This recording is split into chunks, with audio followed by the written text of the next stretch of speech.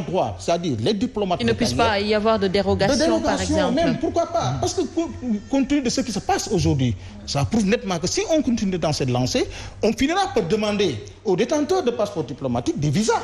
Et ça pose problème. Ce qui se passe d'ailleurs dans certains pays. Le futur président de la République, on risque de lui demander un visa pour entrer dans un État. Et ça, c'est très compliqué. Donc, il faudrait qu'on mette de l'ordre dans l'obtention de ces documents-là. Comment comprendre également le mutisme de certaines autorités face à cette question? Mais c'est parce qu'en réalité, c'est une question délicate.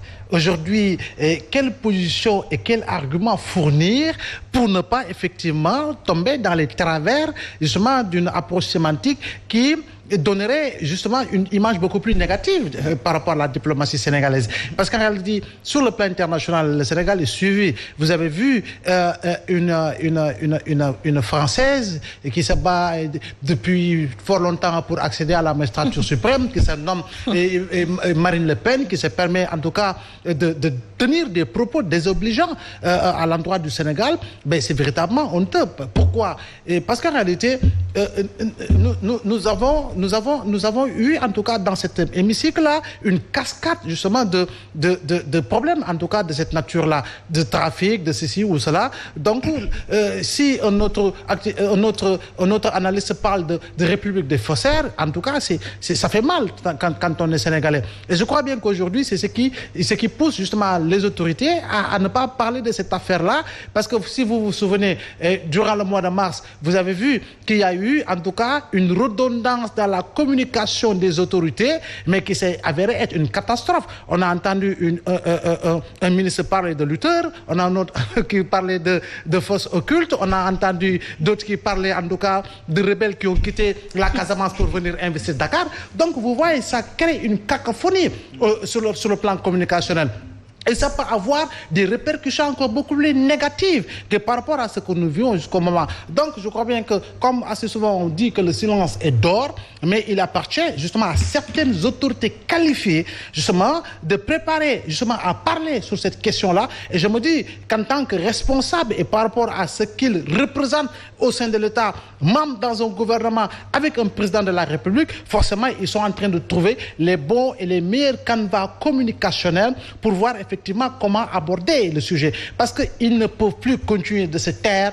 Ils sont obligés, ces ministres, ils sont obligés justement de prendre la parole à un moment donné, surtout qu'aujourd'hui, que le garde des Sceaux, ministre de la Justice, a saisi l'Assemblée nationale à travers une correspondance pour demander la levée de l'immunité parlementaire, en tout cas des députés cités dans cette affaire de trafic de passeports diplomatiques. Et aujourd'hui, en fait, les ambassadeurs qui sont un peu partout dans le monde, ces ambassadeurs sénégalais, peut-être même ressentent une certaine gêne lorsqu'ils croisent en tout cas leurs homologues africains dont les pays n'ont jamais été cités dans des histoires de trafic de passeports diplomatiques, surtout émanant justement de la part de représentants du peuple, parce qu'il ne faut pas oublier que ce sont des députés du peuple qui ont été cités, et ces députés ont été élus. J'insiste là-dessus tout le temps, la répétition est pédagogique, ils ont été élus au suffrage universel direct, au même titre que le président de la République. Donc, ce ton suffrage de son excellence, mon suffrage et le suffrage de tous les Sénégalais qui ont permis à cela de pouvoir jouir